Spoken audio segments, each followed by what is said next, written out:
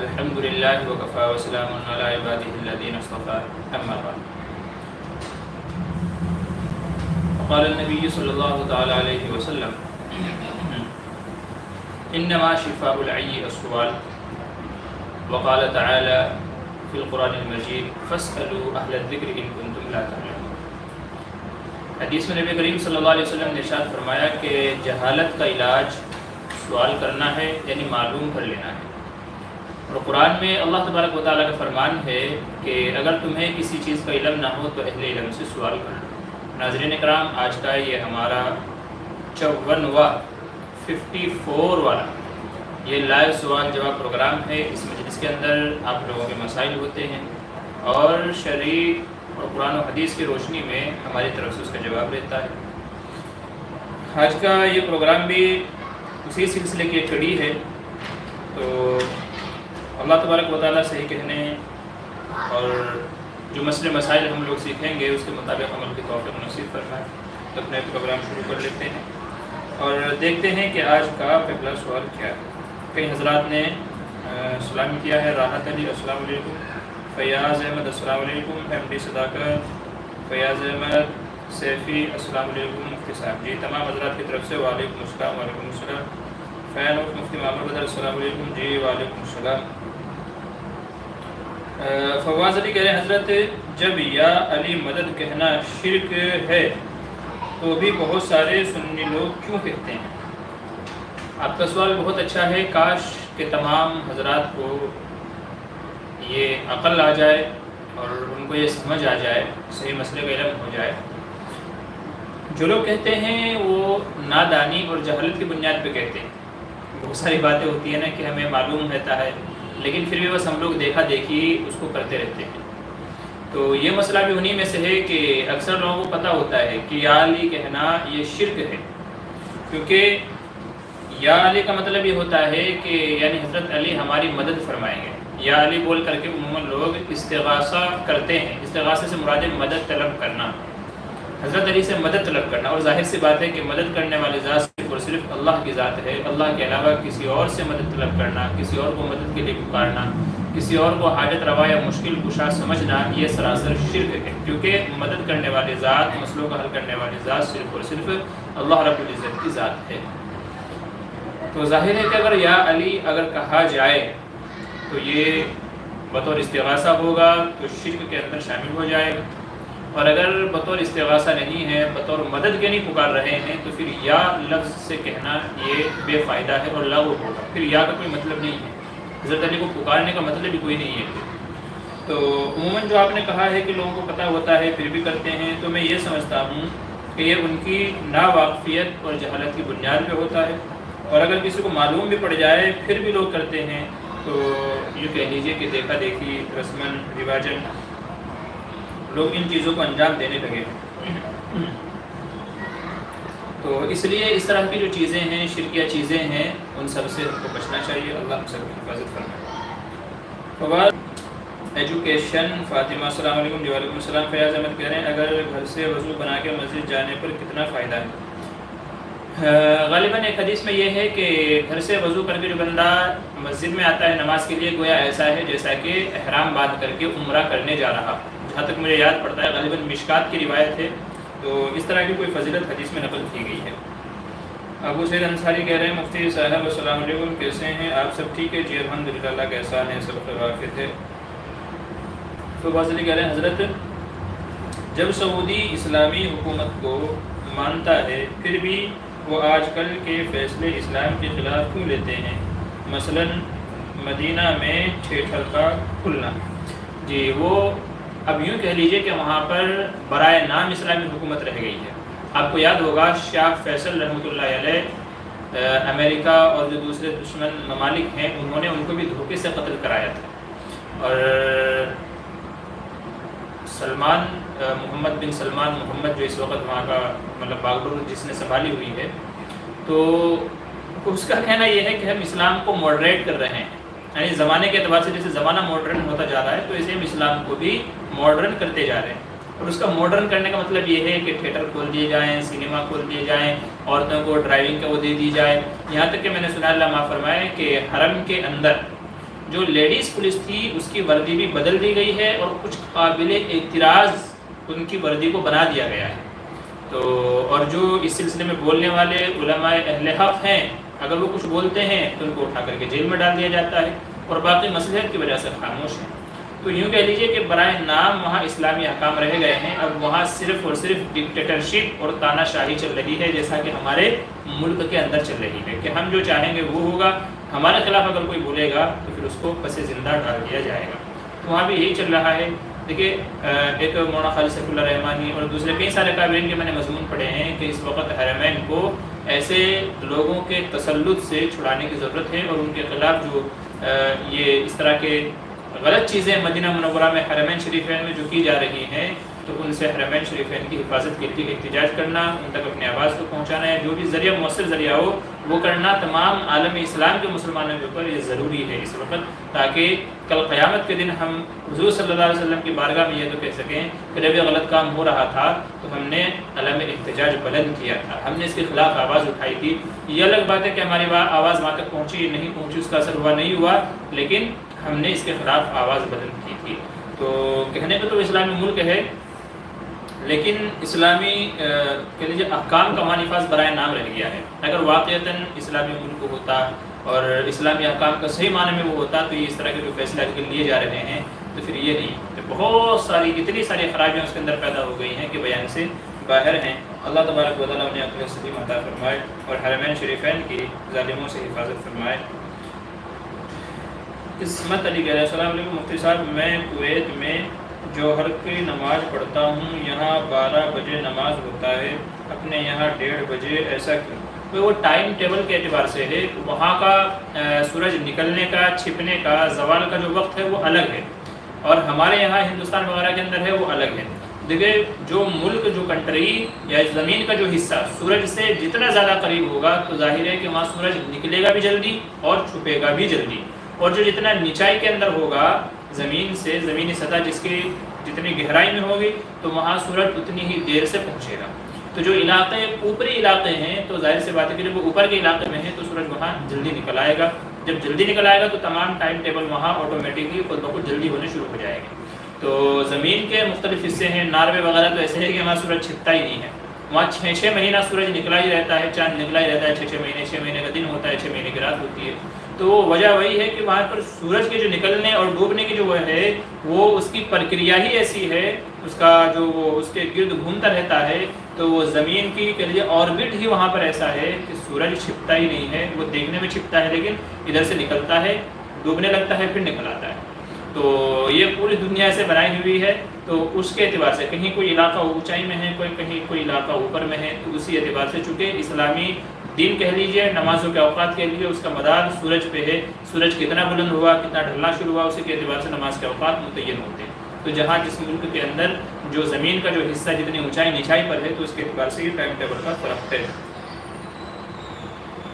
اچھا آگے چلیے, کیا کہہ رہے ہیں حسیب خان, السلام علیکم مفتی صاحب, پھول پہننا کیسا ہے, کیا پھول پہننا شرک اور بدعت ہے؟ پھول آپ کہاں پہننا چاہ رہے ہیں, گلے میں پہننا چاہ رہے ہیں, سر میں پہننا چاہ رہے ہیں, کہاں پہننا چاہ رہے ہیں؟ صرف مطلقاً پھول پہننا, گلے میں اگر آپ ہار پہننا چاہ رہے ہو, پھولوں کا ہار پہننا, تو سوال یہ ہے کہ کس مقصد سے آپ پہننا چاہ رہے ہیں. اگر بس ایسے ہی آپ کا دل کیا تو آپ پہن لیجیے, اس سے کسی نے منع نہیں کیا ہے آپ کو. لیکن اگر آپ کسی خاص موقع پر کسی خاص مقصد سے پہن رہے ہوں تو پھر یہ دیکھا جائے گا کہ وہ خاص موقع خاص مقصد کیا ہے, اس کے اعتبار سے آپ کے اوپر حکم لگے گا. ٹھیک ہے, تو جیسے شادی بیاہ کے موقع پر دولہے کو ہار پہنایا جاتا ہے تو ظاہر ہے کہ یہ ایک رسم ہے اور رسموں سے منع کیا گیا ہے. کوئی بچہ حافظ قرآن ہوا ہے, اس خوشی کے موقع پر اس کے گلے میں پھولوں کا ہار ڈالا جا رہا ہے بطور اعزاز کے, تو یہ جائز ہوگا. اور ایسے جیسے آپ نے کہا آپ کا دل چاہ رہا ہے بس ایسے ہی بغیر کسی بات کے, بس ایسے ہی دل چاہا تو آپ پہن لیجیے, یہ مباح کہلائے گا. تو الگ الگ مواقع سچویشن کے اعتبار سے حکم لگتا ہے. ٹھیک ہے, باقی پھول پہننا مطلقاً تو شرک نہیں ہے, جیسے حالات جیسی چیزیں ہوں گی اس کے اعتبار سے حکم لگے گا. راحت علی مفتی صاحب, نئے مکان میں لوگ قرآن شریف پڑھتے ہیں, کیا یہ صحیح ہے؟ جی, نئے گھر میں جو قرآن شریف پڑھتے ہیں وہ خیر و برکت کے لیے پڑھتے ہیں. جیسے یہ ہمارا نیا گھر ہے, آج کا جو لائیو پروگرام ہمارا ہو رہا ہے, تقریباً پچھلے 8 دنوں سے اسی کی شفٹنگ اور وہ سب چیزیں چل رہی تھیں. تو یہ ہمارا نیا گھر ہے. اب اس نئے گھر میں آج کا پروگرام آپ کے سامنے ہو رہا ہے. تو نئے گھر کے اندر جو لوگ قرآن کریم پڑھتے ہیں تو وہ خیر و برکت کے لیے پڑھتے ہیں کہ تاکہ اس گھر کے اندر قرآن کریم کی برکت سے خیر و برکت کے فیصلے اللہ تبارک و تعالیٰ نازل فرمائے. تو اس لیے نئے گھر میں قرآن کریم پڑھتے ہیں. بہت اچھی باتیں پڑھنا چاہیے، لیکن لوگوں میں جو ایک رواج ہے کہ مدرسے کے بچوں کو بلا کر کے ان سے قرآن پڑھواتے ہیں، پھر ان کو ہدیہ دیتے ہیں یا کھانا وغیرہ کھلایا جاتا ہے، تو علماء نے اس سے منع کیا ہے. کیونکہ اگر آپ دوسرے لوگوں کو بلائیں گے، جیسا کہ ہمارے یہاں عرف میں رواج ہے، تو بچوں کے ذہن میں یہ ہوتا ہے کہ وہ قرآن پڑھنے جا رہے ہیں تو کھانا بھی ملے گا، ہدیہ بھی ملے گا. تب ان کا قرآن پڑھنا برکت کے لیے نہیں ہوتا، فی سبیل اللہ اللہ کے لیے نہیں ہوتا ہے، بلکہ ان کے ذہن میں پیسہ مقصد ہوتا ہے، کھانا مقصد ہوتا ہے. اور ظاہر ہے کہ اگر دنیا کے لیے قرآن کریم پڑھا جائے تو پھر اس کا ثواب ضائع ہو جاتا ہے. اس لیے علماء یوں فرماتے ہیں کہ اگر گھر میں دکان میں خیر و برکت کے لیے پڑھنا ہے تو گھر والے آپس میں مل کر کے قرآن کریم پڑھ لیا جائے. اب میں حافظ ہوں، میرے دونوں بھائی حافظ ہیں، ہمارے بھائی جان حافظ ہیں، تو ہم لوگوں نے خود نے ہی مل کر اپنے گھر میں جو قرآن کریم پڑھ لیا ہے. برکت کے لیے پڑھنا تھا تو ہم لوگوں نے آپس میں مل کے قرآن کریم پڑھ لیا. تو ایسے ہی ضروری نہیں ہے کہ آپ پورا ہی قرآن کریم پڑھیں، بلکہ جتنے گھر والے 2 4 6 جتنے بھی اپنے گھر والے ہیں، بھائی بہن ماں باپ وغیرہ بچے وغیرہ جو بھی ہیں، تو ان سب سے کہتے ہیں بھائی آدھا آدھا پارا ایک ایک پارا آپ پڑھ لیں. ضروری نہیں ہے کہ آپ ایک ہی دن پڑھیں، روزانہ قرآن کریم کے آپ تلاوت کا معمول بنا لیں، روزانہ سورہ یاسین آپ پڑھا کریں تو انشاءاللہ وہ بھی کافی ہے. الگ سے آپ کو کوئی جو ہے گھر میں قرآن خوانی کی ضرورت نہیں ہے. تو لوگ جو پڑھتے ہیں تو وہ خیر و برکت کے لیے پڑھتے ہیں. لیکن اصل مسئلہ یہ ہے جو میں نے آپ سے بتایا، باہر کے بچوں کو نہ بلائیں، باہر کے لوگوں کو نہ بلائیں. ٹھیک ہے، اپنے گھر والے مل کر کے خود ہی اپنے آپ کو قرآن کریم پڑھ لیں، انشاءاللہ اللہ تعالیٰ اسی سے برکت کے فیصلے فرمائے گا. اور کوشش کریں کہ روزانہ اپنے گھر والوں سے بھی کہتے ہیں، بچوں سے، ماں وغیرہ سے، کہ وہ بھی روزانہ سورہ یاسین شریف فجر کی نماز کے بعد پڑھنے کا تلاوت کا معمول بنا لیں، ہلکی سی آواز سے. تو انشاءاللہ اسی کی برکت سے اللہ تعالیٰ خیر کے فیصلے فرمائے گا. السلام علیکم. جی وعلیکم السلام. ابو سید انصاری کہتے ہیں مفتی صاحب دین کی کوئی ایسی کتاب بتائیے کہ کوئی چاہے تو وہ دین کا بیسک علم حاصل کر لے، دین کی موٹی موٹی باتیں سیکھ لیں. اس سلسلے میں بہشتی زیور بہت مفید کتاب ہے. بہشتی زیور جو مولانا شفیع تھانوی رحمۃ اللہ علیہ نے لکھا ہے، اس میں اکثر مسائل کو بیان کیا گیا ہے، نماز کے، غسل کے، اور ایسے ہی نواقض وضو ہیں، طہارت کے، روزے کے، تو اکثر مسائل زکوٰۃ وغیرہ کے اس کے اندر بیان کیے گئے ہیں. اور اگر آپ کوئی دوسری کتاب چاہتے ہیں تو کتاب المسائل جو مفتی سلمان منصور پوری کی ہے، میں اکثر اسی کے اندر مطالعہ کرتا ہوں، اکثر مسائل کو اسی سے اخذ کر کے دیکھتا ہوں میں. تو کتاب المسائل 5 جلدوں کے اندر ہیں، تو آپ کتاب المسائل اپنے مطالعے میں رکھیں، اس میں اکثر مسائل آپ کو مل جائیں گے. ٹھیک ہے، اکثر مسائل اس کے اندر آپ کو مل جائیں گے. تو یہ 2 کتابیں آپ اپنے معاملات میں رکھ لیں، انشاءاللہ اکثر باتیں آپ کو اس سے معلوم ہو جائیں گی. ایسے تعلیم الاسلام بھی ہے. تعلیم الاسلام جو بچپن میں ہم نے پڑھی تھی، تو تعلیم الاسلام بھی ہے، کہیں اس کے حصے ہیں، چھوٹے چھوٹے حصے ہیں، تو اس میں بھی دین کی موٹی موٹی بنیادی باتیں لکھی ہوئی ہیں. تو آپ ان کو اپنے مطالعے میں لے لیں گے، انشاءاللہ موٹی موٹی باتیں آپ کو معلوم ہو جائیں گی. میں بیدار کروں کہنے ہیں فون پر یا آمنے سامنے جب بات شروع کرتے ہیں تو سلام کرتے ہیں، تو کیا بات ختم پر بھی سلام کرنا چاہیے؟ جی ہاں، بات ختم کرنے پر بھی سلام کرنا چاہیے. السلام علیکم، بس السلام علیکم ورحمۃ اللہ. تو جب شروع کریں تو بھی سلام پر، اور جب ختم کریں تو بھی سلام پر. یہ بہتر طریقہ ہے، مناسب طریقہ ہے. اگلا سوال ہے، کہاں کہاں آپ صلی اللہ علیہ وسلم کے نام آنے پر صلی اللہ علیہ وسلم نہیں کہنا چاہیے؟ ایک تو خطبے کے اندر جب خطبہ ہو رہا ہو، جیسا کہ جمعے کے دن خطبہ ہوتا ہے تو اس میں ان اللہ و ملائکتہ یصلون علی النبی، ٹھیک ہے، وہاں پر یہ حضور کا نام آتا ہے وہاں پر، تو اس وقت دل میں تو کہہ سکتے ہیں لیکن زبان سے نہیں کہنا چاہیے. کیونکہ نبی کریم صلی اللہ علیہ وسلم نے فرمایا اذا صعد الامام علی المنبر فلا صلاۃ ولا کلام، جب امام ممبر پر چڑھ جائے تو پھر کوئی گفتگو نہیں کرنی ہے. اس لیے علماء فرماتے ہیں کہ اگر حضور کا نام آ جائے دوران خطبہ تو دل میں آپ کہہ سکتے ہیں لیکن زبان سے آپ نہیں کہہ سکتے. ایسے ہی آپ کسی نامناسب حالت میں ہیں، آپ ٹوائلٹ میں ہیں، آپ نے نام سن لیا ہے، پیشاب کر رہے ہیں، آپ نے نام سن لیا، آپ کھانا کھا رہے ہیں، آپ نے حضور کا نام سن لیا ہے، تو اس طرح کے کچھ مواقع ہیں کہ جن میں جواب دینا مناسب نہیں ہوتا ہے. تو پھر ایسی جگہوں پر اگر حضور کا نام نامی آپ کے کانوں میں پڑ جائے، سننے میں آ جائے، تو پھر آپ کو درود شریف نہیں پڑھنا ہے. ہاں باقی عام نارمل حالات میں چلتے پھرتے اٹھتے بیٹھتے اگر آپ کو سنائی دے رہا ہے یا آپ پڑھ رہے ہیں تو پھر ساتھ میں صلی اللہ علیہ وسلم پڑھنا چاہیے. اچھا، اور کیا کریں؟ فواز علی حضرت قسمت خراب ہے کہنا کیسا ہے؟ جی قسمت خراب ہے ایسا نہیں کہنا چاہیے، کیونکہ ظاہر سی بات ہے کہ کسی کی قسمت خراب نہیں ہوتی. ہاں یہ ہے کہ اپنے اعمال کے بدلے میں وقتی حالات ہوتے ہیں جن کو اللہ تبارک و تعالیٰ دور فرما دیتے ہیں. تو قسمت خراب ہے کہنا تو یہ غلط جملہ ہے، گویا یہ اللہ تبارک و تعالیٰ کو دوش دینا ہے کہ اللہ تعالیٰ نے میرے ساتھ ناانصافی کی ہے جو میری قسمت ایسی بنائی ہے. حالانکہ اللہ تعالیٰ کسی کے ساتھ ناانصافی نہیں کرتے ہیں، اس لیے قسمت خراب جملہ کہنا غلط ہے. اس کے بجائے یہ اگر آدمی کہتے کہ بھئی آج کل پریشانیوں میں ہوں، آج کل حالات میں ہوں، حالات آج کل درست نہیں ہیں، آپ یوں کہہ سکتے ہیں، لیکن قسمت خراب ہے یہ غلط ہے، چونکہ قسمت کس نے لکھی ہے؟ اللہ تعالیٰ نے لکھی ہے، اور اللہ نے کسی کے حق میں ناانصافی نہیں کی ہے، بلکہ قرآن کریم میں کہا گیا ما اصابکم من مصیبت فبما کسبت ایدیکم، کہ تم نے جو بھی مصیبت پہنچ رہی ہے تمہیں تو وہ تمہارے اعمال ہی کا نتیجہ ہے، تو اس لیے یہ جملہ ہے۔ ایک حدیث بھی ہے کہ یوزینی ابن آدم، کہ آدم کا بیٹا مجھے گالی دیتا ہے، اللہ تبارک و تعالیٰ فرماتے ہیں کہ آدم کا بیٹا مجھے گالی دیتا ہے، کہ وہ زمانے کو گالی دیتا ہے، کیا کہتے ہیں؟ زمانہ بڑا خراب ہے، حالات کیا کہتے ہیں؟ زمانہ خراب ہے، تو قسمت خراب ہے، اس کا یہ بھی مطلب سمجھ میں آتا ہے۔ تو حالانکہ اللہ تعالیٰ فرماتے ہیں کہ حالات تو میں بدلتا رہتا ہوں، زمانہ بدلنا، حالات بدلنا، دین کا بدلنا تو میرے اختیار میں ہے، تو اگر وہ زمانے کو گالی دیتا ہے تو سمجھو مجھے گالی دیتا ہے، تو قسمت نہیں کہنا چاہیے بلکہ اس کے علاوہ دوسرے الفاظ استعمال کرنے چاہیے۔ اچھا، میں بہتر کروں کیا کریں؟ کفریہ گانے یا غزل سننے یا گنگنانے، گانے سے کیا ایمان چلا جاتا ہے؟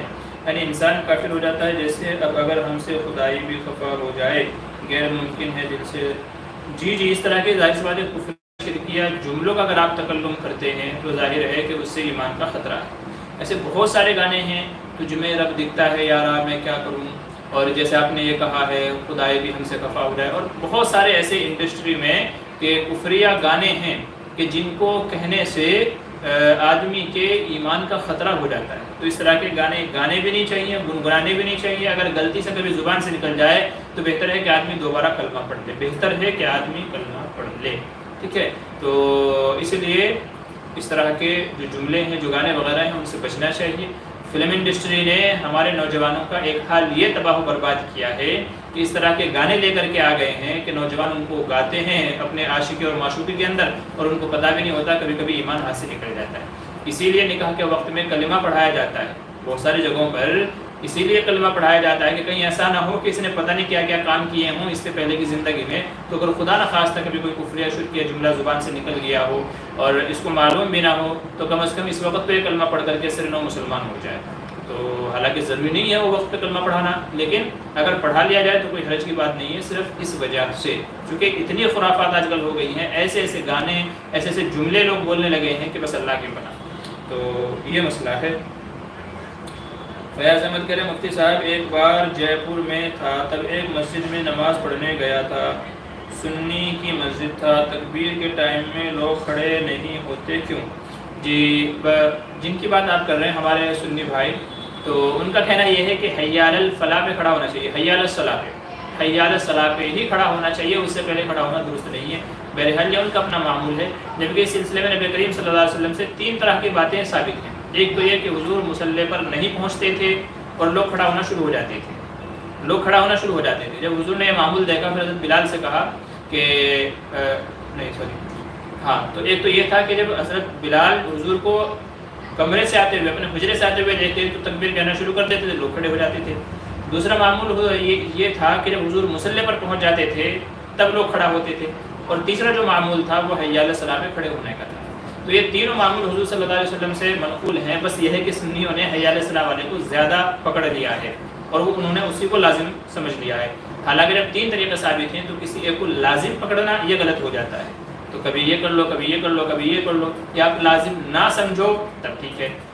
مفتی سعید احمد صاحب پالن پوری، استاد محترم، سابق شیخ الحدیث دارالعلوم دیوبند، انہوں نے اس سلسلے میں بڑی عمدہ بحث کی ہے، ان تینوں طریقوں کو بیان کیا ہے اور اس سلسلے میں لوگوں سے کیا غلطیاں ہوتی ہیں، کیا کیا چیزیں آج کل ہو رہی ہیں جو غلط ہیں، تو ان کا بڑا عمدہ بیان ہے۔ شاید ہمارے چینل پہ آپ کو اپلوڈ مل جائے گا، جو چینل لسٹ ہے یوٹیوب میں، ہمارے چینل لسٹ جو ہے، پلے لسٹ جو ہے، اس میں مفتی سعید صاحب کے جو بیانات ہیں آپ ان میں جائیں گے تو انشاءاللہ وہاں آپ کو وہ مل جائے گا کہ حی علی الصلاح پہ کھڑا ہونا کیسا ہے، ہونا چاہیے کہ نہیں ہونا چاہیے، حدیث سے کیا ثابت ہے کیا نہیں ہے، حضور صلی اللہ علیہ وسلم کا معمول کیا تھا، تو پورا دلائل کے ساتھ میں انہوں نے بیان کیا ہے۔ تو بس یہی وجہ ہے، اگرچہ وہ طریقہ بھی ہے لیکن ضروری نہیں ہے، بس ان لوگوں نے اس کو ضروری سمجھ لیا ہے۔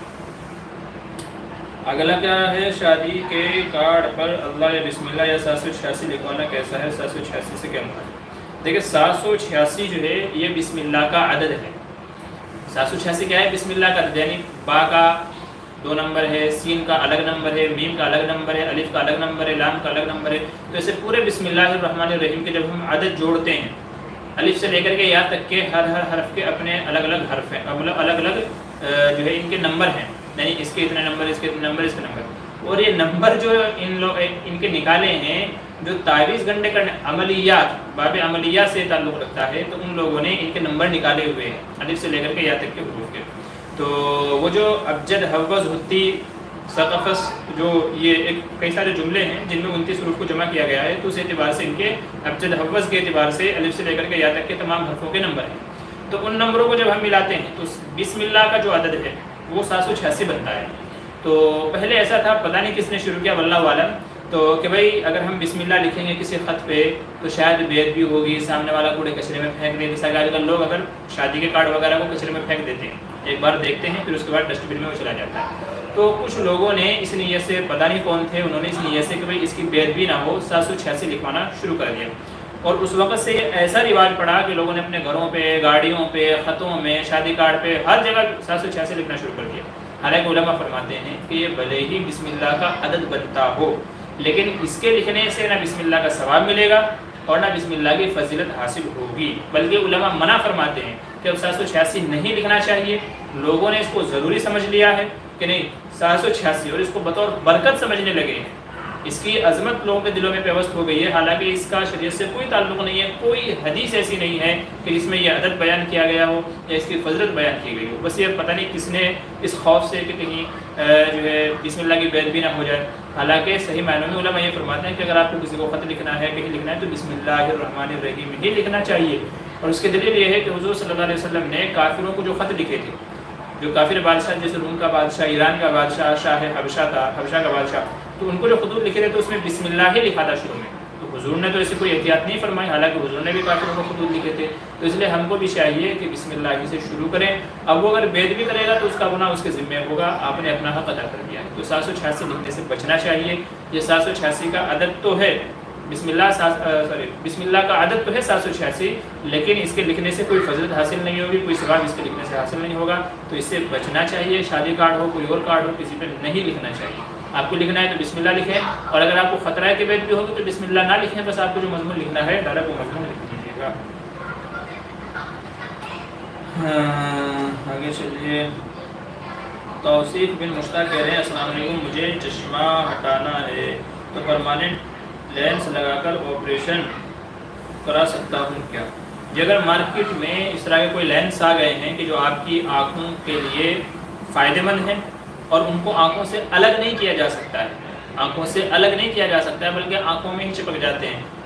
کوئی آپریشن ایسا ہوتا ہے جس سے آپ کی بینائی واپس آ سکتی ہے، روشنی واپس آ سکتی ہے مفید ہے، تو ظاہر سی بات ہے کہ پھر آپ آپریشن کرا سکتے ہیں. ہاں یہ جو نکلنے والے، ڈالنے والے یہ جو لینس ہیں، یہ فیشنیبل والے کی بات کر رہا ہوں. تو یہ فیشنیبل جو ہیں تو ان کو تو نہیں لگانا چاہیے کیونکہ ان کے بہت سارے سائڈ ایفیکٹ ہیں، بہت سارے نقصان ہیں ان کے. ہاں جو ایسے جو روشنی ہی کے لیے بنائے ہوئے ہیں تو پھر ان کو لگانے میں کوئی حرج نہیں ہے. اگر آپ کو لگتا ہے کہ آپ چشمہ لگا کر چشمہ ہٹایا جا سکتا ہے تو آپ آپریشن کرا کے وہ کر سکتے ہیں. حسیب خان کہہ رہے مفتی صاحب حقہ پینا کیسا ہے؟ حقہ یعنی جس میں فروٹس کے فلیور ملا کر پیا جاتا ہے. میں نے سنا ہے کہ علماء کرام بھی حقہ استعمال کرتے ہیں. دیکھیے حقہ جو بعض لوگ استعمال کرتے ہیں تو وہ تمباکو والا استعمال کرتے ہیں. اگرچہ تمباکو کا استعمال مکروہ ہے کیونکہ اس سے منہ میں بدبو پیدا ہوتی ہے، اور حدیث میں بدبو والا منہ لے کر کے مسجد میں آنے سے منع کیا گیا ہے، یا بدبودار چیزیں کھا پی کر کے مسجد میں آنے سے منع کیا گیا ہے. تو تمباکو والا حقہ مکروہ ہے. یہ فلیور والا جو حقہ ہے یہ صرف شوقیہ چل رہا ہے، اور اس سے خطرہ یہ ہے ایسا نہ ہو کہ آج تو شوقیہ پی رہے ہیں، فلیور والا پی رہے ہیں، اللہ نہ کرے کل کو کوئی نشیڑی آ گیا، کوئی سٹیارہ آ گیا، کوئی دوستوں میں ایسا آ گیا کہ جس نے اس میں اٹھا کر کے نشے والی چیز ڈال دی، تو وہ چیز یہ جو شوق ہے بھی پھر وہ آپ کے لیے نشہ بن جائے گا، پھر اسے جان چھڑانا آپ کے لیے مشکل ہو جائے گا. دوسری بات یہ بھی ہے کہ فلیور والا حقہ بھی 400-500 کا آتا ہے، پھر اس کے لیے فلیور الگ سے آتا ہے، پھر دوستوں کی محفلیں جمتی ہے، حقے میں اڑایا جاتا ہے، پھر اس کو دھوئیں اڑائے جاتے ہیں، فوٹو کھینچے جاتے ہیں.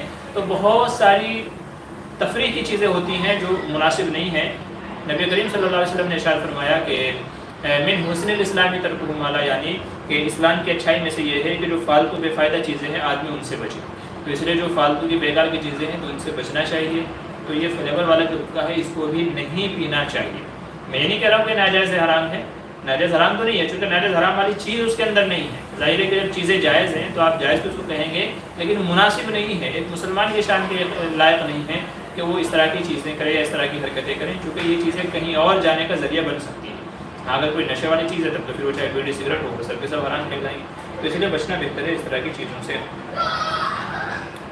اچھا آگے چلیے، علی اکبر کہہ رہے مفتی صاحب میں انڈیا سے ہوں، اسٹڈیز کرتے ہوں، لیکن میرے بک میں کافی سارے کفریہ لفظ ہیں، لیکن پڑھنا بھی ضروری ہے۔ ایکس ہندو از رائٹس ریلیجن نعوذ باللہ، تو میں اس کو نہ مٹا تو کافر تو نہیں ہوگا؟ دیکھیں اگر اس طرح کے الفاظ ہیں کسی کتاب کے اندر میں کہ جن کو آپ کو لگ رہا ہے کہ یہ کفر شرک جملہ ہے، تو اللہ سے توبہ استغفار کرتے ہوئے اگر آپ کے لیے پڑھنا ضروری ہے تو اگر آپ اس جملے کو اسکپ کر سکتے ہیں تو اسکپ کر دیجئے لکھنے میں یا پڑھنے میں، لیکن اگر کہیں پر پڑھنا ضروری آپ کے لیے ہو جائے تو دل میں اللہ تعالیٰ سے توبہ و استغفار کرتے ہوئے اس طرح کے جملے اس نیت سے کہہ لیں کہ نقل کفر نہ باشد۔ علماء فرماتے ہیں کہ کفریہ بات کو نقل کرنا یہ کفر نہیں ہوتا، کسی کفریہ جملے کو ایمان و یقین کے ساتھ میں پھر کفریہ جملہ کہنا، اس کے اوپر یقین رکھتے ہوئے یا اس کو حق سے جانتے ہوئے، تو یہ کفر ہوتا ہے۔ لیکن اگر کفریہ بات صرف نقل کی جا رہی ہے، کفریہ بات نقل کی جا رہی ہے تو نقل کفر نہ باشد کہا جاتا ہے کہ کفر جملہ ہے بس نقل کر دیا، تو آپ دل میں یقین رکھتے ہوئے کہ اللہ تو جانتا ہے میری مجبوری ہے، میں آپ سے معافی چاہتا ہوں، توبہ استغفار کرتا ہوں، تو یہ باتیں ذہن میں رکھتے ہوئے پھر وہ کفریہ جملہ بطور نقل کرنے کے، کبھی کتاب میں لکھا ہے میں اس کو بس صرف نقل کر رہا ہوں، تو اس نیت سے آپ اس کو پڑھ لیا کیجیے، امید ہے کہ اللہ تعالیٰ آپ کو معاف فرمائے گا۔ اور کیا کہہ رہے ہیں علی اکبر، قرآن کی طرف پاؤں کرنا اور جہاں اللہ کا نام لکھا ہو اس کی طرف پاؤں کرنا کفر ہے؟ دیکھیں یہ کفر کے اندر تو داخل نہیں ہوگا، جیسے پیچھے بھی دیکھیں ماشاءاللہ لکھا ہوا ہے، کہیں پہ قرآن رکھا ہوا ہوتا ہے، تو اگر وہ بہت اونچائی پہ ہے کہ اگر ہم پیر کریں گے تو وہ اس کی طرف بیت بھی نہیں سمجھا جاتا، وہ اتنے اوپر ہے میرے پیر نیچے ہیں، تو اگر میں پیر نیچے کی طرف کروں گا تو وہ بیت بھی شمار نہیں ہوگی۔ ہاں اگر پیروں کے لیول میں اللہ کا نام لکھا ہوا ہے یا قرآن کریم رکھا ہوا ہے پھر میں اس کی طرف پیر کرتا ہوں تو پھر وہ بیت بھی شمار ہوتی ہے۔ تو علماء فرماتے ہیں کہ اگر کہیں اونچائی پہ اللہ کا نام لکھا ہے یا اونچائی پہ کوئی قرآن کریم رکھا ہوا ہے پھر آدمی اس طرف پیر کرتا ہے تو یہ بیت بھی کے اندر بھی داخل نہیں ہوگا اور یہ کفر بھی نہیں ہوگا۔ ہاں اگر آپ احتیاط کرنا چاہتے ہیں تو آپ کی مرضی کے اوپر بات ہے، آپ احتیاط کرنا چاہتے ہیں تو آپ احتیاط کیجیے، اس کو کوئی منائیں گے نہیں ہے۔ اچھا آگے چلیے، کیا کہہ رہے ہیں عاطف اسلم کہہ رہے ہیں السلام علیکم مفتی صاحب، اگر پہلی رکعت کے رکوع میں شامل ہونے پر ثنا کب پڑھیں گے وضاحت کر دیں؟ جی اگر آپ رکوع میں شامل ہوئے تو پھر اب آپ ثنا نہیں پڑھیں گے، ثنا صرف اسی کے لیے ہے جو تکبیر اولیٰ کے ساتھ امام صاحب کے ساتھ میں شریک ہوا ہو یا جس کی رکعت چھوٹ گئی ہو، تو جب وہ کھڑے ہو کر کے اپنی رکعت پوری کرے گا پھر ثنا پڑھے گا، لیکن جس کو رکعت ملی ہے وہ آ کر کے رکوع میں شامل ہوا ہے تو پھر وہ اب ثنا نہیں پڑھے گا، ٹھیک ہے۔ فیاض احمد کہہ رہے ہیں میرے واٹس ایپ پر بھیج دیجیے گا لنک، اچھا ٹھیک ہے انشاءاللہ۔ کریم ملک السلام علیکم، جی ڈیئر ٹیچر آج کہاں پر ہے؟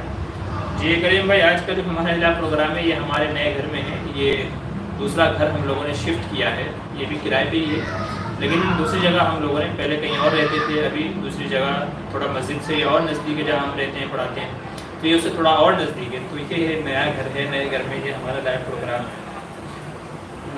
چلیے محمد خیر السلام علیکم، کیا کہہ رہے ہیں مغرب کی نماز کا وقت کب تک رہتا ہے؟ جب تک کہ عشاء کا وقت نہیں ہو جاتا۔ آج کل تو ڈیجیٹل گھڑیاں ہیں بھائی، اور آپ جو ہے کشکول اردو جو مولانا راغب حجازی نے ایپ ڈیولپ کی ہے بہت اچھی مفید ہے، تو وہ کشکول اردو آپ اپنے موبائل میں انسٹال کر لیجیے گا، موبائل میں گھڑی آ جاتی ہے ڈیجیٹل گھڑی، اس میں سارا وقت لکھا ہوا رہتا ہے کہ بھائی مغرب کا وقت اتنے بجے شروع ہو رہا ہے، عشاء کا وقت اتنے بجے شروع ہو رہا ہے، تو آپ اس میں بآسانی سے دیکھ سکتے ہیں کہ بھائی کب سے کب تک عشاء کا وقت رہتا ہے۔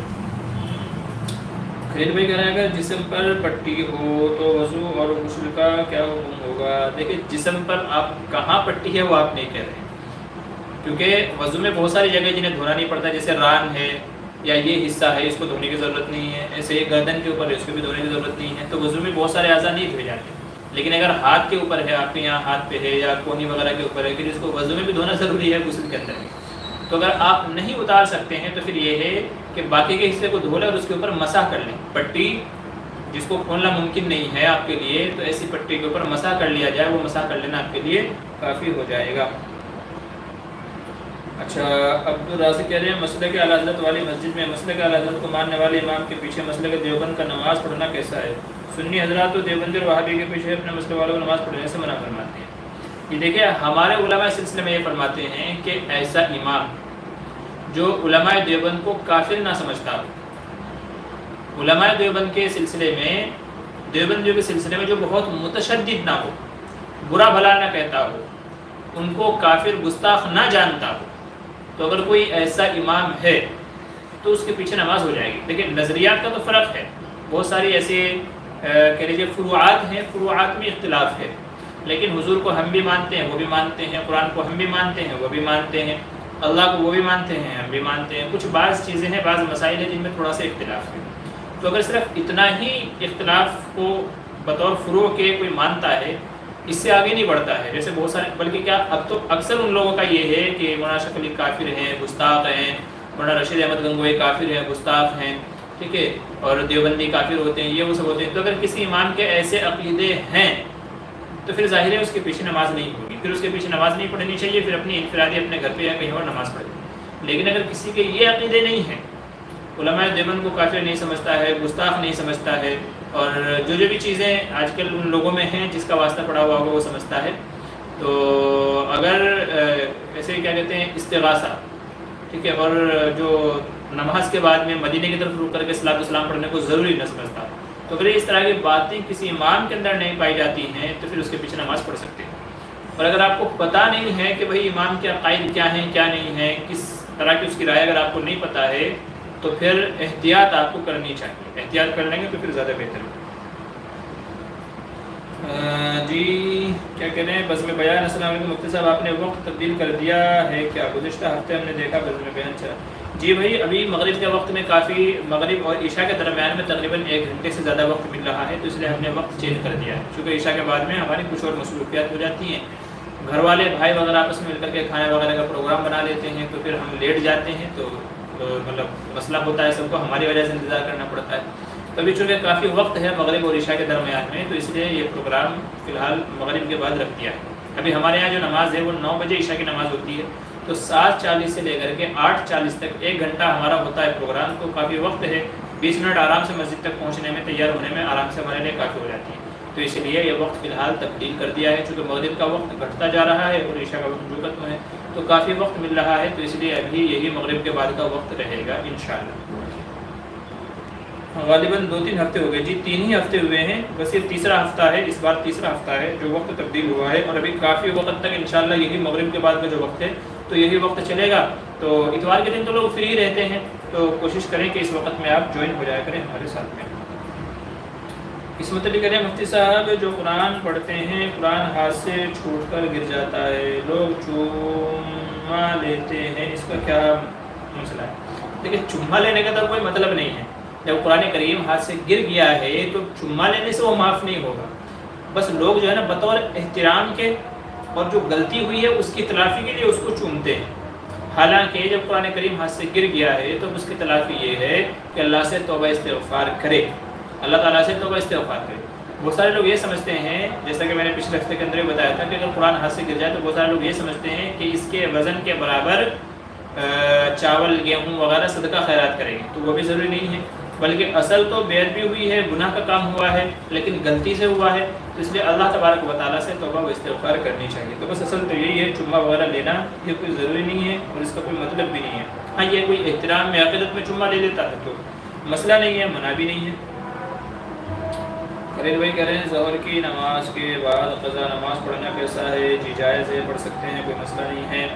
عادل شیخ کہہ رہے ہیں کیا ہم روز ذکر اور تلاوت کرتے ہیں، اس کو ہمارے مرحومین کی ایصال ثواب کے لیے بخش سکتے ہیں کیا؟ جی ہاں، اس میں بھی کوئی حرج کی بات نہیں ہے، آپ نے جو نماز پڑھی تو اس کا اپنا ثواب پہنچا دیں اپنے مرحومین کو، جو قرآن کریم کی تلاوت کرتے ہیں، ذکر و تسبیحات پڑھتے ہیں، صدقہ خیرات کرتے ہیں، تو روزانہ کے روزانہ، بلکہ ہر نماز پڑھی، نفل نماز پڑھی یا کچھ آپ نے کوئی عمل کیا، اچھا عمل کیا، تو اس کا ثواب اسی وقت اپنے مرحومین کو آپ پہنچا سکتے ہیں، تو روزانہ کے روزانہ پہنچایا جا سکتا ہے، کوئی حرج کی بات نہیں ہے۔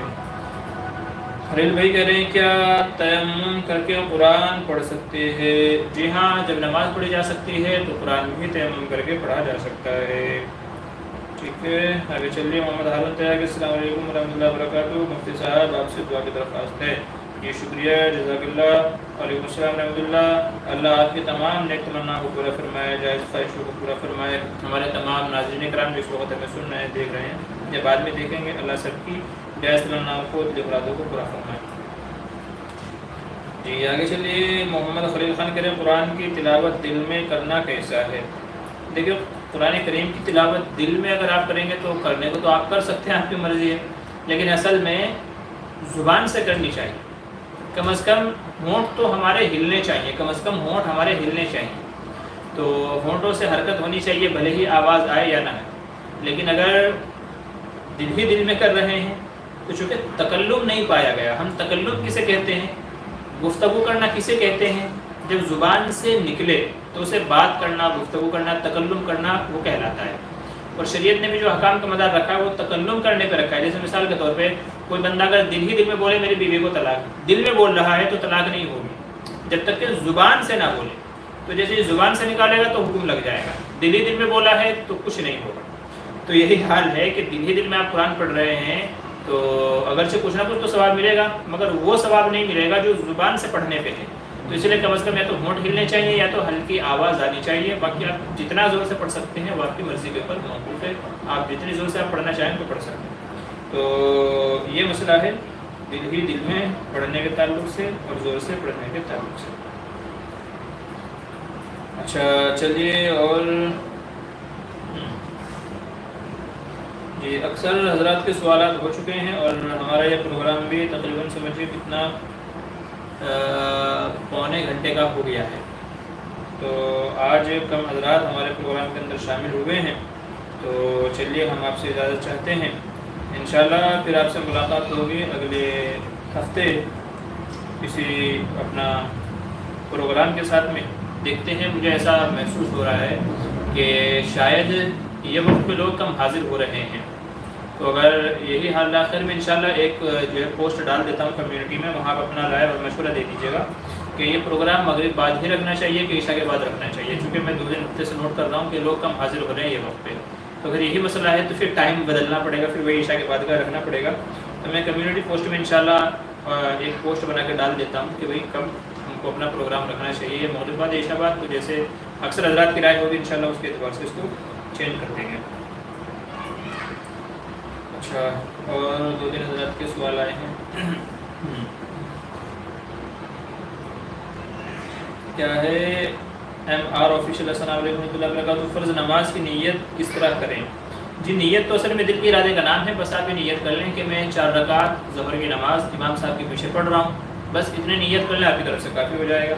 آپ اکیلے پڑھ رہے ہیں تو صرف اتنی نیت کر لیں کہ میں ظہر کی 4 رکعت فرض ادا کر رہا ہوں. بس اتنی نیت کر لینا کافی ہے، کیونکہ نیت دل کے ارادے کا نام ہے. جب آپ نے دل میں نیت کر لی تو ادا ہو گئی، نماز آپ کی ہو جائے گی. راحت علی کہہ السلام علیکم ورحمۃ اللہ وبرکاتہ. مفتی صاحب آپ سے دعا کی درخواست ہے. جی انشاءاللہ ضرور اللہ سے سب کی جائز تمنا کو پورا فرمائے، خواہشوں کو پورا فرمائے. جو مشکلیں ہیں اللہ تبارک و تعالیٰ سب کو حل فرمائے، سب کو آسان فرمائے. عبدالرازق کہہ رہے ہیں نماز میں سورہ فاتحہ کے بعد بسم اللہ سے کوئی سورہ شروع کریں یا بغیر بسم اللہ کے، اور اگر قرأت بیچ سے شروع کر رہے ہیں تو بسم اللہ پڑھا جائے.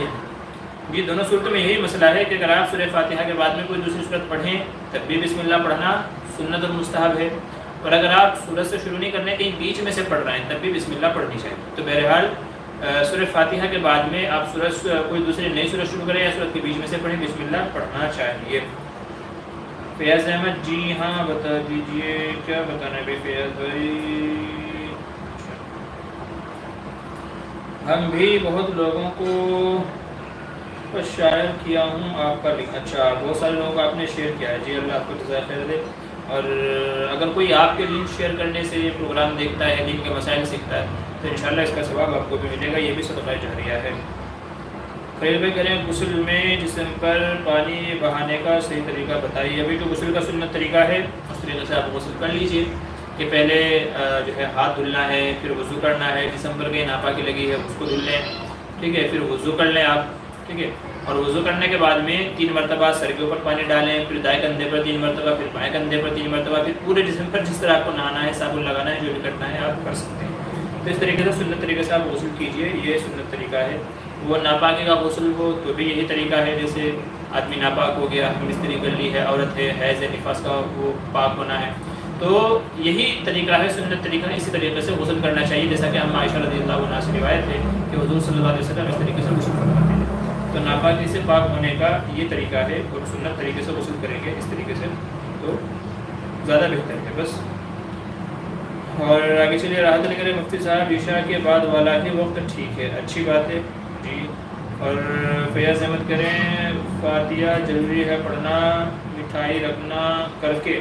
نہیں بھائی، کھانے وغیرہ پہ جو فاتحہ وغیرہ پڑھی جاتی ہے تو اس کا شرعاً کوئی ثبوت نہیں ہے، اس سے بچنا چاہیے۔ آپ کو برکت ہی کرنی ہے تو بسم اللہ پڑھ لیجیے، انشاءاللہ کھانے کے شروع میں بسم اللہ پڑھیں گے تو اس سے برکت ہو جائے گی۔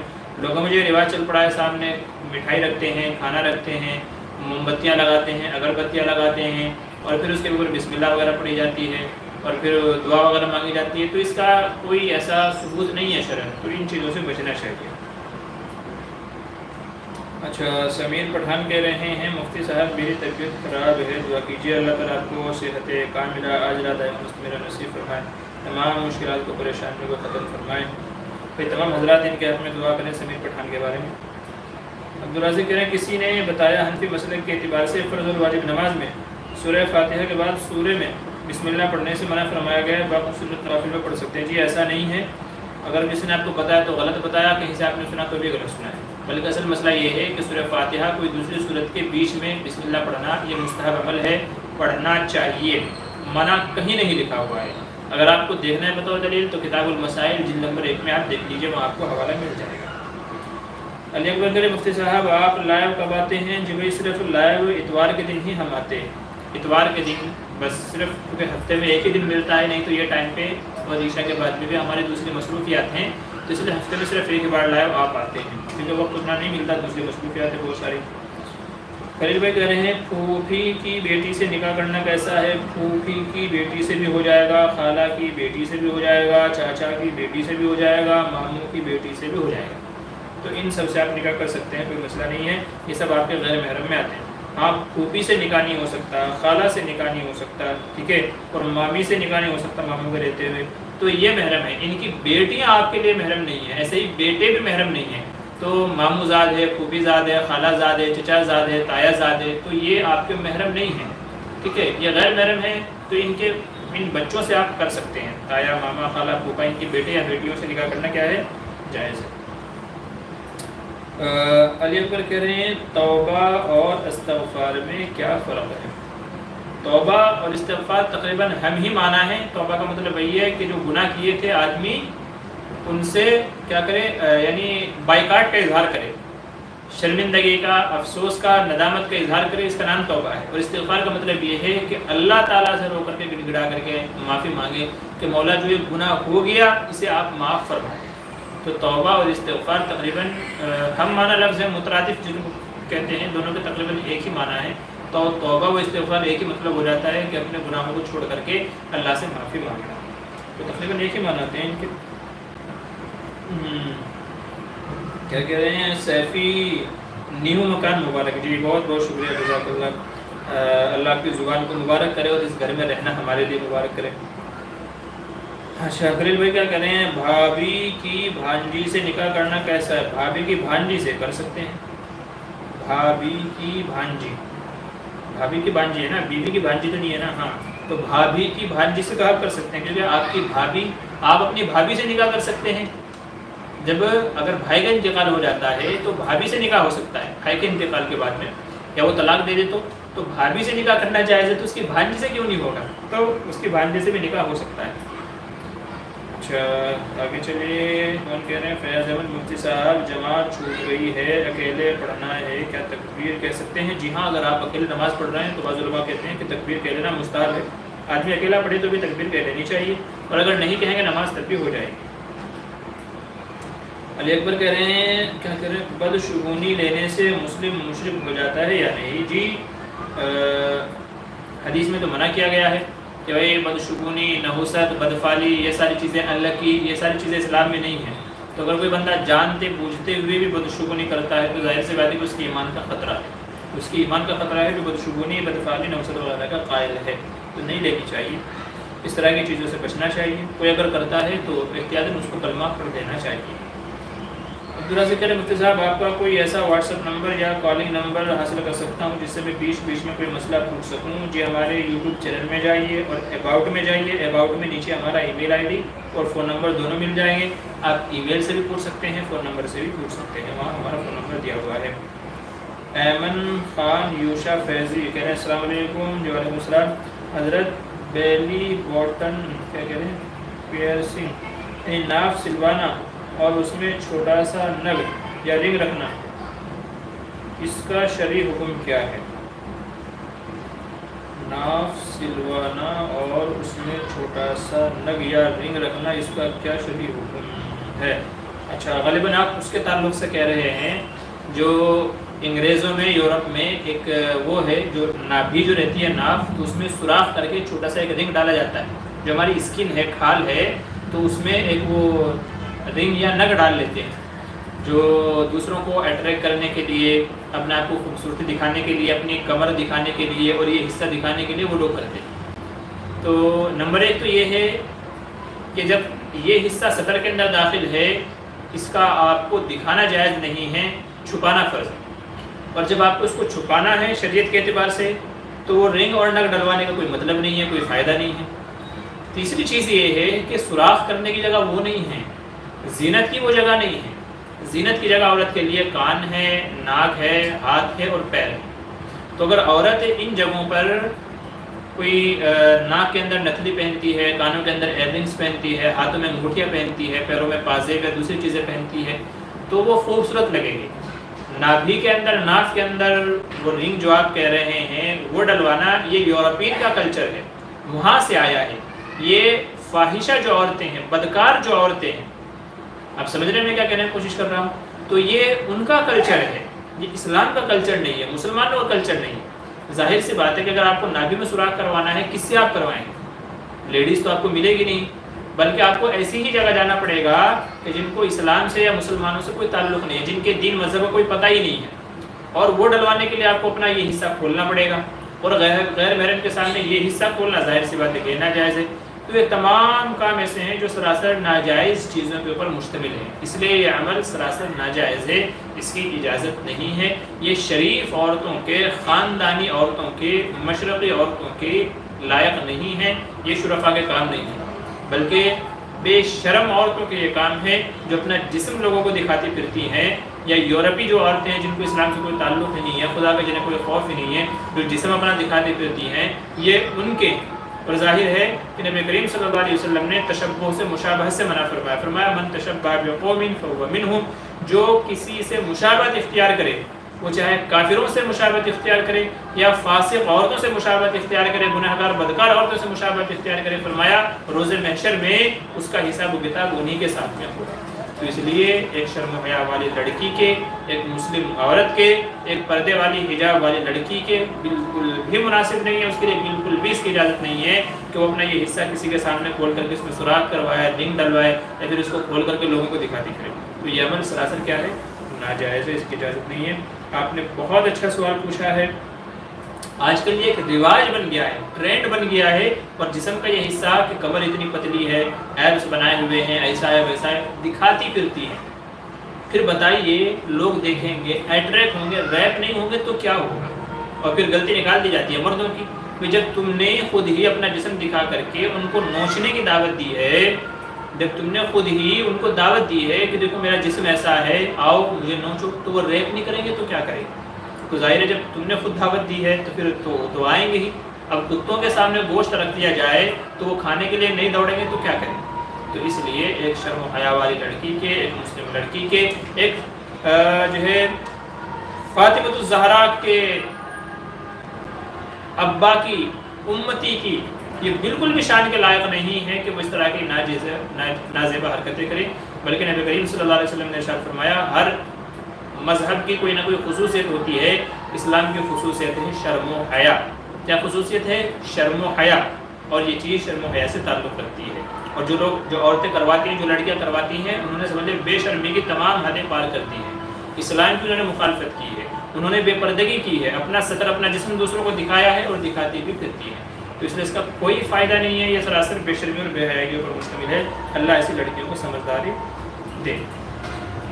فیاض احمد مفتی صاحب، کیا بیئر پینا کیسا ہے؟ بیئر سے مراد اگر آپ کی شراب ہے، اور شرابی ہوتی ہے بیئر، تو ظاہر سی بات ہے کہ شراب پینا کیا ہے؟ ناجائز ہے۔ فیاض، کتنے مسلم پیتے ہیں؟ تو جو پیتے ہیں بھائی وہ تو ناجائز کرتے ہیں۔ ہیپی ٹیچرس ڈے مفتی صاحب، جی شکریہ، جزاک اللہ۔ آج جو ہے 5 سپٹمبر ہے، اور 5 سپٹمبر کو ہیپی ٹیچرس ڈے منایا جاتا ہے۔ یعنی یوم اساتذہ جس کو منایا جاتا ہے.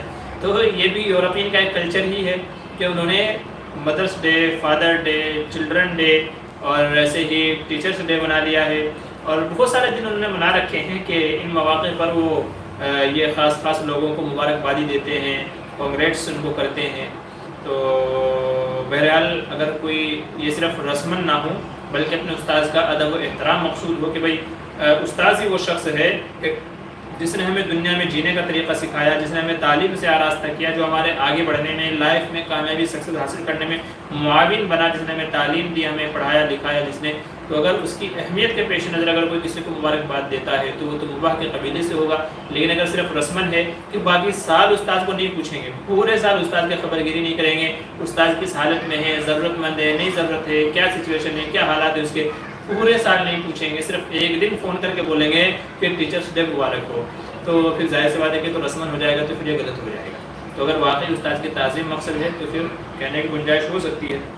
تو بہرحال یہ آج کا دن ہے، اور ہمارے پاس ایک بچہ پڑھتا ہے تو اس نے ایک جو ہے چھوٹا سا کہہ لیجیے اس نے ڈرائنگ کی ہے. انشاءاللہ میں اس کی ویڈیو وہ شیئر کروں گا.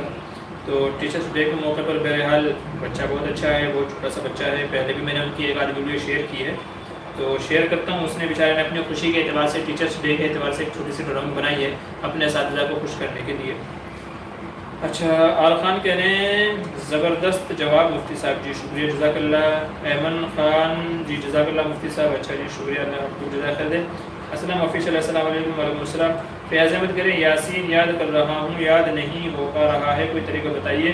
جب آپ یاد کرنے بیٹھیں تو رب اشرح لی صدری ویسر لی امری واحلل عقدۃ من لسانی یفقہوا قولی، یہ دعا پڑھ کر کے آپ سورہ یاسین ہو یا کوئی اور جو بھی چیز آپ یاد کرنا چاہ رہے ہیں، وہ چاہے دینی اعتبار سے ہو یا دنیاوی اعتبار سے ہو، کتاب ہے، کوئی ایگزام ہے، کچھ بھی ہے، تو جب آپ یاد کرنے بیٹھیں تو نمبر 1 تو یہ دعا پڑھیں، نمبر 2 باوضو ہو کر کے بیٹھیں، نمبر 3 کوشش کریں کہ تو عشاء کے بعد سونے سے پہلے اور یا فجر کے بعد، عشاء کے بعد سونے سے پہلے یا فجر کے فوراً بعد یہ آپ یاد کریں جو بھی آپ یاد کرنا چاہ رہے ہیں. چونکہ یہ اوقات سکون کے ہوتے ہیں، اطمینان کے ہوتے ہیں، ایسے اوقات میں یاد کرنا زیادہ نفع مند ہوتا ہے، آسانی سے یاد ہو جاتا ہے.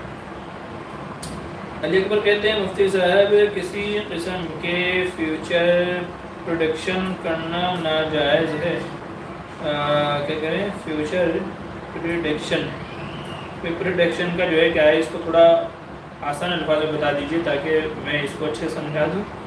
فیوچر تو سمجھ میں آ رہا ہے، پروڈکشن کیا کہنا چاہ رہے ہیں آپ میں نہیں سمجھ پا رہا ہوں. اگر آپ کو مراد یہ ہے کہ اس سے مراد آپ یہ کہنا چاہ رہے ہیں کہ بھئی نسل بندی کرا لیں، یعنی جو بچے پیدا ہونے کا جو عمل ہے، اگر آپ نسل بندی کی بات کر رہے ہیں تو ظاہر ہے کہ نسل بندی کرانا کیا ہے، ناجائز ہے.